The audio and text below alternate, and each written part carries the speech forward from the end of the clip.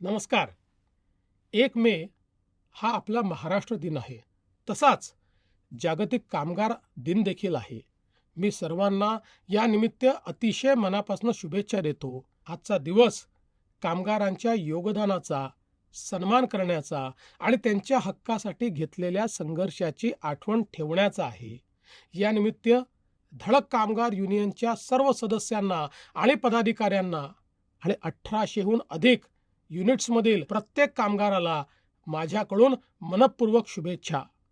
आपण जे काम करता ते केवळ पोटासाठीच नव्हे, तर देशाच्या उभारणीसाठी देखील अत्यंत महत्त्वाचे आहे.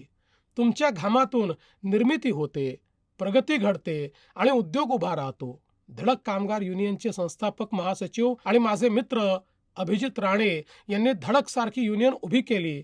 त्यांच्या नेतृत्वाखाली कामगार वर्ग आपल्या न्यायासाठी लढतो. संघर्षातूनच सन्मान मिळतो आणि एकतेतून शक्ती मिळते.